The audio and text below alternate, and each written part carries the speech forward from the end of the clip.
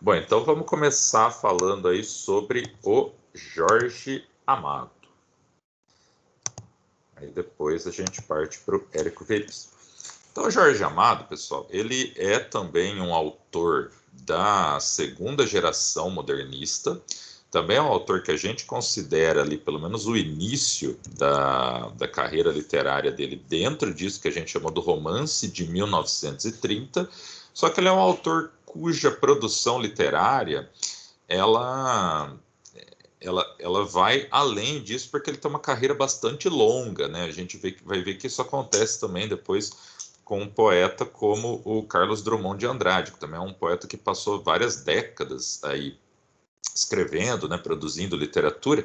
Então, é claro que ele não ia ficar preso somente ali a uma fase, né? Então, Jorge Amado, a gente fala que ele participou da chamada geração de 1930, do romance de 1930, o romance regionalista, o romance ou neorrealista, se você quiser chamar, mas como ele tem uma produção longa, ele acaba indo além disso ali com o tempo, pelo seguinte fator, né? A gente sabe que os movimentos, né, da literatura e tudo mais, eles estão dentro de um determinado contexto, né? Num contexto diferente, esses movimentos deixam de fazer um pouco de sentido, seja por desgaste do próprio estilo da escrita, como aconteceu, por exemplo, com o parnasianismo, com o romantismo ali, né? Seja por uma mudança também no contexto sociocultural, né? Que não justifica mais aquele tipo de escrita. Claro que a gente viu que a temática do romance de 1930 ela continua sendo até, digamos assim, até hoje ela tem alguma relevância, porque a gente continua tendo esses problemas sociais no Brasil, que, como eu falei para vocês, são aqueles problemas que o Antônio Cândido chamou de um reconhecimento do subdesenvolvimento do país, né? Só que o estilo ali de retrato disso que a geração de 30 fazia, né, ele vai sendo modificado ali com o tempo, por esse motivo óbvio, né? A gente não fica parado é, na produção artística, ou seja, na própria dinâmica social em geral, né? Em uma coisa só. A gente vai sempre mudando, né? Evoluindo no sentido de mudando, né? Porque a evolução nem sempre ela vai ser para melhor, isso depende de um juízo de valor, né? Se a mudança é para melhor ou para pior. Mas evolução, então, no sentido de mudança mesmo, né? De algo diferente. Então, por isso, o Jorge Amado ele é um autor que ele vai ter fases diferentes. A primeira fase, então a gente separa ali em três fases. A gente tem os romances que a gente chama de romances da Bahia, ou romances proletários, já vou explicar essa fase, né? Aí a gente tem depois o ciclo do cacau, lembra-se, com o José Lins do Rego a gente tinha o ciclo da cana-de-açúcar, né? Porque ele falava sobre a região do Nordeste produtora de cana-de-açúcar. Com o Jorge Amado, a gente tem o ciclo do cacau, porque ele escreve ali no contexto do sul da Bahia, ali de Ilhéus, por exemplo, onde se produz ainda o cacau brasileiro, tanto que a gente usa aqui quanto o para exportação. Então, por isso que é o ciclo do cacau. E aí, numa fase mais adiantada da carreira dele, tem aquilo que a gente chama de crônica de costumes, né? Que é quando ele começa a fazer uma abordagem mais ali sobre o dia a dia, o cotidiano do que seria o indivíduo ali que habita a Bahia, né? Ele nunca deixa de lado esse regionalismo, essa coisa de retratar os romances dele na Bahia, né? De trazer os costumes baianos, do indivíduo baiano e tudo.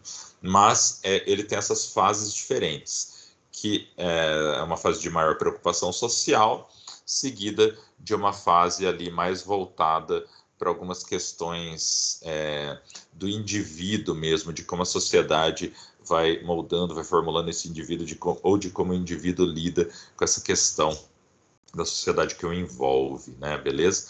Então ele tem aí essas três fases diferentes.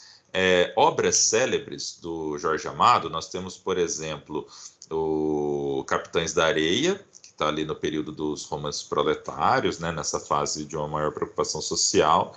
E a gente tem também Gabriela Cravo e Canela, que virou até série. Acho que já tem duas séries diferentes na Globo, da Gabriela, né? uma mais antiga em que a Gabriela, acho que era Sônia Braga, e uma mais atual que ela foi a Juliana Paz, né? Que é um livro ali que ele tem até um ar de sensualidade, de erotismo e tudo mais, que é trazido aí nessa série. Isso é um livro bastante popular, bastante famoso, né? Mas eu vou falar com vocês aqui um pouco sobre a obra Capitães da Areia, que é uma obra que estava na lista da FUVEST até aí uns 2 anos atrás, se eu bem me lembro. Não está mais na lista, então eu não vou fazer uma aula tão detalhada, mas é só para a gente ter uma ideia sobre o tipo da escrita do Jorge Amado, né, sobre o tipo de produção literária dele, né. Então, Capitães da Areia faz parte daquilo que a gente chamou do ciclo, né, do romance proletário. Por que romance proletário, né?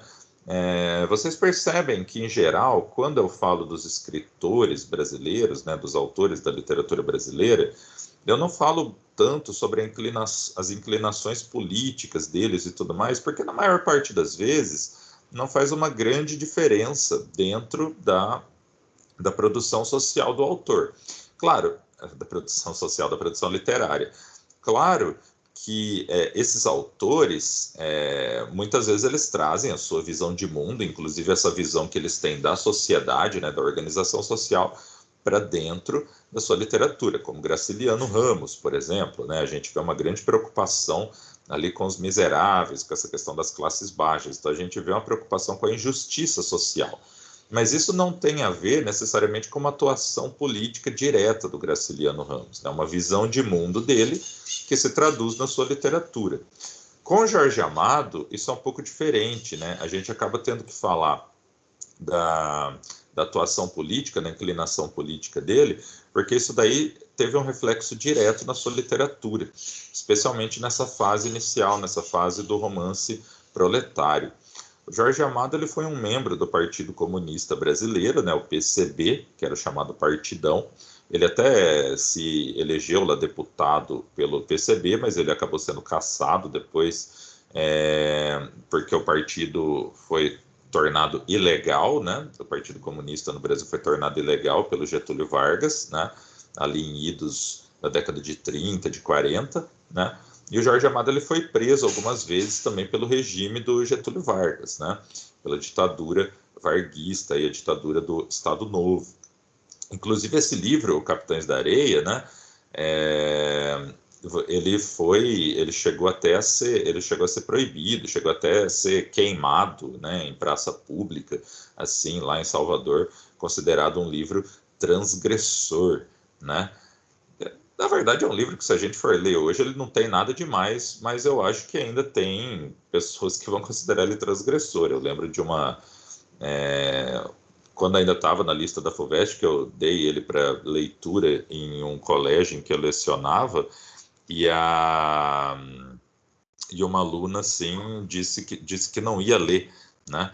Porque a mãe tinha lido antes e não deixou, porque tem um dos meninos lá que ele se apaixona por uma prostituta, e como tinha uma prostituta lá, enfim, achou que não era o caso e não deixou a filha ler, né? Então, vocês veem que ainda causa alguma polêmica, né? Mas, pelo menos, a gente ainda não chegou nesse ponto em que, né, as obras literárias voltaram a ser proibidas e queimadas em praça pública, como já chegou a acontecer em alguns momentos aí da história brasileira, né? Isso aconteceu com Capitães da Areia. Aí vocês imaginam, nossa, será que o romance sumiu por causa disso? É claro que não, né? A gente sabe que aquilo que chega a ser proibido, né? Imagina ainda queimado em praça pública, é aí que todo mundo vai querer ler mesmo, né? Então, a obra do Jorge Amado acabou ficando ainda mais famosa depois disso, né? Porque a galera vai atrás do que você vai tentar proibir mesmo, né? Vai saber por que será que tentaram proibir isso daí, né? E a questão do envolvimento do Jorge Amado aí com o Partido Comunista é importante também para a gente entender essa popularidade dele, né? Ele começou a ser bastante traduzido nos países da União Soviética e depois disso foi se espalhando ali pelo mundo. Mas ele começou a ser traduzido ali nesses países da União Soviética porque ele tinha uma relação ali com o partido, com a Internacional Comunista mesmo, né? Então isso daí também é algo relevante até para a gente entender esse princípio, pelo menos, da popularidade dele, né? Então, a atuação política dele, pelo menos ali no início, está bastante estreita, né? Bastante relacionada com a escrita dele. Depois isso se desfaz um pouco naquela fase da crônica de costumes, né?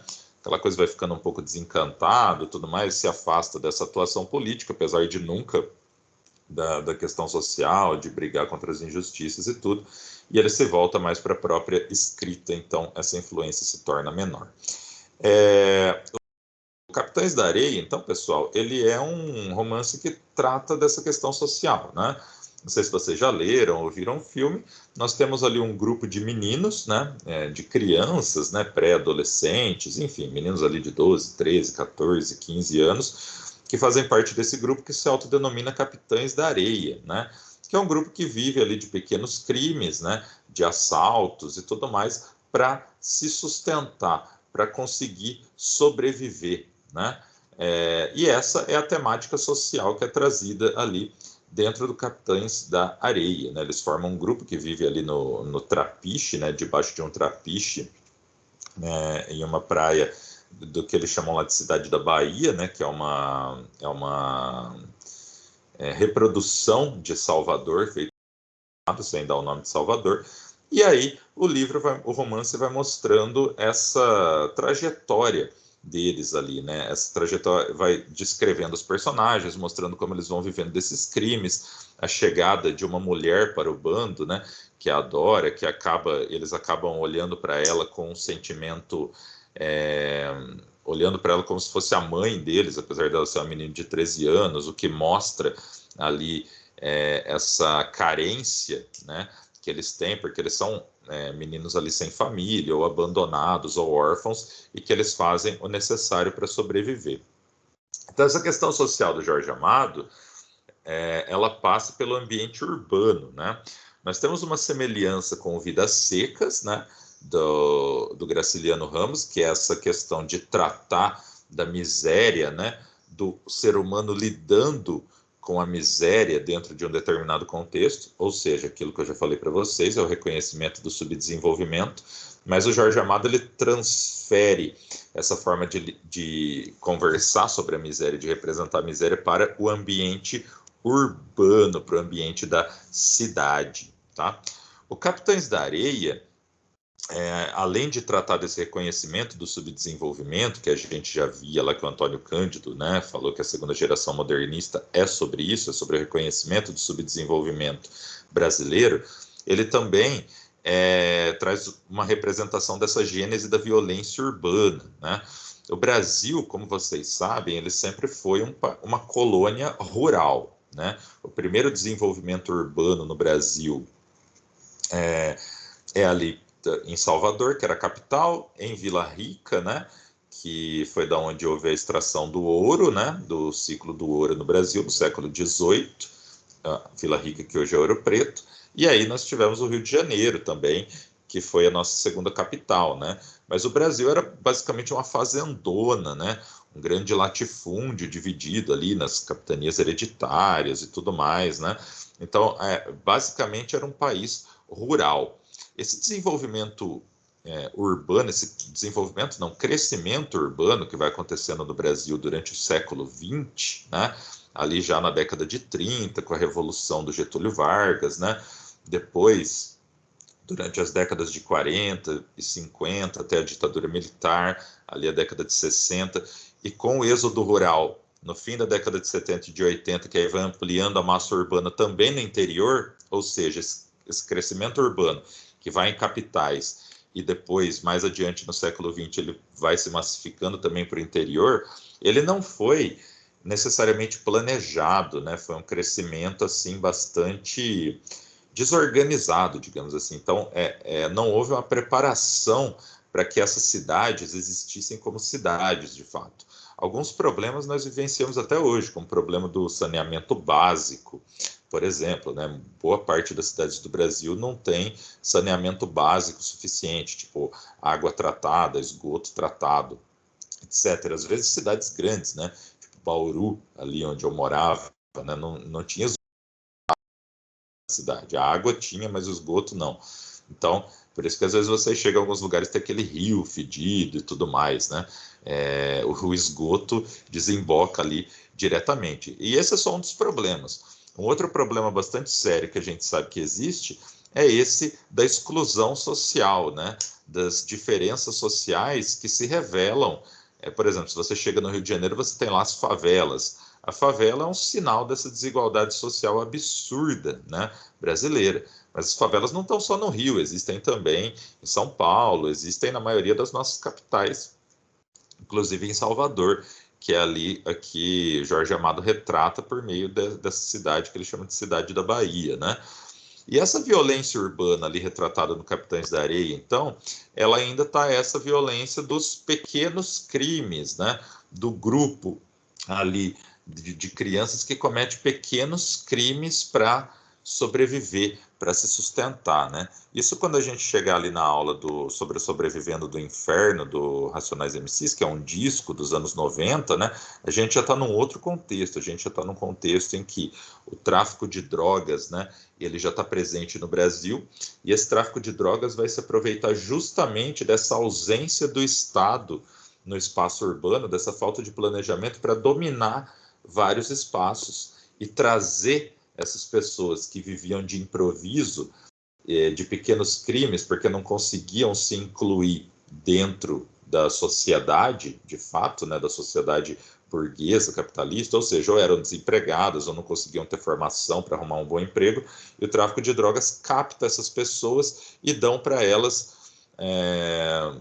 algum, enfim, algum tipo de renda, algum tipo de vida, e por isso que elas entram aí nessas facções, né, porque elas não têm nada a perder, né? Então, o Capitães de Areia mostra ali uma gênese disso, né? Um início disso, que ainda num sentido muito improvisado, né? Desses meninos ali que cometem pequenos crimes para sobreviver.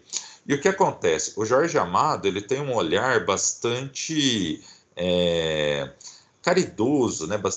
De bastante ternura para esses personagens que ele cria, para essas crianças que são sempre apresentadas ali como indivíduos carentes, indivíduos que não foram bem cuidados e por isso caíram naquela vida. Então eles são apresentados como figuras que são até violentas, mas eles têm um código de ética entre si, eles são bastante leais entre si, e existem episódios que mostram o bom coração até que eles têm. Então, por exemplo, quando eles vão para um parque de diversões e começam a brincar num carrossel. Isso nos lembra o quê? Que apesar da vida criminosa, eles ainda são apenas crianças, né? Tem um episódio que um dos indivíduos ali, uma das crianças chamadas Sem Pernas, né? Por ele ser aleijado, ele sempre se apresenta como um órfão e se aproxima de algumas famílias que fazem ali a caridade, aceitam fazer caridade para ele, e aí ele vai reconhecendo a casa para depois os seus amigos irem lá e roubarem a casa. Só que aí ele acaba caindo numa família que praticamente adota ele como um filho, né? E aí ele demonstra toda uma ternura, todo um carinho por eles e toda essa carência dele de ser alguém que não tem uma família. Mas no fim ele acaba chamando eles para roubar a casa mesmo assim, porque a lealdade ao grupo se sobressai a esse carinho dele pela família. Mas ele entra nesse processo de dúvida justamente por ser alguém capaz de amar, né? E nós temos o protagonista, o Pedro Bala, que é o líder do grupo, que ele é um personagem que pode ser comparado ao Leonardinho, né, do Memórias de um Sargento de Milícias. Por quê? Porque ele é um... Assim, o Leonardinho ele era mais um malandro, né? Ele aplicava pequenos golpes, né? Mas ele não era um ladrão, um assaltante, nem nada. O Pedro Bala já tem, assim, já está dentro desse mundo da violência, mas a gente vê que é algo que ele faz ali para sobreviver, né? Porque o Estado ali está ausente, porque não existe quem traga para ele uma forma melhor de sobrevivência. Ele não é cuidado, né? Digamos assim. E aí tem essa figura da Dora, que eles tomam ali como mãe, né? Que acaba morrendo e todos eles ficam muito sentidos, principalmente o Pedro Bala, mostrando novamente esse caráter sentimental dessas crianças, apesar do tipo de vida que eles têm. Então, o principal tema ali é essa ideia da infância desperdiçada, né? Por causa dessa ausência, tanto da família quanto do Estado, que não consegue prover para essas classes mais baixas uma vida digna, que é o que a gente chama de reconhecimento do subdesenvolvimento, tá? O Jorge Amado ele vai tratar também dessa questão da moradia precária, porque eles moram na rua, né? Que é uma coisa que já era feita lá no Cortiço, pelo Aloysio Azevedo, né? Ele tratava da questão da moradia precária, né? O Cortiço, esse é o tema, né? Porque o Cortiço é o centro do romance, né? Isso vai reaparecer também na Carolina Maria de Jesus, ali no quarto de despejo, que aí já é esse cenário da favela, que é a moradia precária em que o Estado está ausente por excelência. É algo que se repete no Brasil em diversos momentos da nossa história, né? Então, esse aí, o Capitães da Areia, alguns dos temas principais. Depois dê uma olhada no livro ali, se vocês tiverem a chance. O nosso outro autor do dia é o Érico Veríssimo. O Érico Veríssimo ele já é um autor gaúcho, né? Ali do Rio Grande do Sul, então, né? Ele vai ter uma faceta um pouco mais regionalista e uma faceta também mais urbana, né? Essa faceta urbana do Érico Veríssimo vai aparecer em uma obra que estava na lista da Unicamp, né? Eu ia fazer uma aula específica sobre esse romance, mas com o cenário da pandemia, eles deram uma diminuída ali na lista e fizeram umas alterações agora também. O Caminhos Cruzados saiu, né? Caminhos Cruzados é um romance bastante interessante, porque ele vai mostrando a vida de diferentes personagens ali dentro do espaço de uma semana. E são histórias que elas se entrecruzam de uma forma bem sutil, né? Não são histórias necessariamente ligadas entre si tão diretamente assim. E, na verdade, a ação da narrativa ela é menos importante do que o que esses personagens sentem, o que eles estão passando ali dentro da vida deles de fato, né? Caminhos Cruzados é um romance sobre como a vida urbana é fragmentada. Por isso que a focalização nesses personagens é apresentada em separado e eles nunca estão ali juntos entre si, apesar de habitarem o mesmo espaço e de estarem até próximos, né, dentro do espaço da cidade ali. Então isso mostra como a cidade, apesar dela juntar várias pessoas, ela não é necessariamente um espaço da coletividade, mas ela é um espaço desse individualismo que não necessariamente é positivo, né? O individualismo pode ser positivo no sentido da liberdade, etc., mas o Érico Veríssimo apresenta como algo que traz uma fragmentação. E essa fragmentação, ela é causada justamente pelo modo de vida ali, que é o modo de vida burguês, o modo de vida capitalista, que é essa ideia do trabalhar para sobreviver, trabalhar o dia todo, e isso vai tirando a humanização, né, as relações afetivas e sentimentais entre os seres humanos, né? Além da fragmentação, os pequenos espaços em que eles vivem e o retrato dessas vidas que são isoladas mostra também um pouco da claustrofobia da vida urbana, né? Para você pensar na claustrofobia, pensa um pouco ali um prédio cheio de apartamentos em que os vizinhos não se conhecem muito bem e aí todos vivem fechados ali nos seus apartamentos, distantes uns dos outros, cada um vivendo a sua própria vida, né? Isso é uma espécie de claustrofobia, que é aquela coisa de estar no espaço fechado e isso vai te causando assim aquela angústia, aquele temor, né? Então, Caminhos Cruzados ele trata desse tema, desses temas aí também é um romance que vale a leitura, tá? Mas o clássico do Érico Veríssimo, esse não aparece em lista de vestibular porque é uma trilogia, uma narrativa muito longa, tem mais de 1000 páginas, né? Quando aparece alguma parte dele que vem, é O Tempo e o Vento. O Tempo e o Vento, ele é um romance, assim, sensacional, né? Ele passa pela história do Rio Grande do Sul, desde a formação, ali nos séculos 16, 17, até o final do governo Getúlio Vargas, em 1945, do primeiro governo ali, Getúlio Vargas, né? Antes dele se eleger depois presidente em 1950, né? Ele vai, então, desde as missões jesuítas, né, das missões dos jesuítas, que foram ali aqueles primeiros processos de formação, de catequização dos índios no Rio Grande do Sul, das guerras entre espanhóis e portugueses por aquele território, né, passando ali por aquela formação ainda rural, patriarcal e de definição do território de uma aristocracia local do Rio Grande do Sul, né?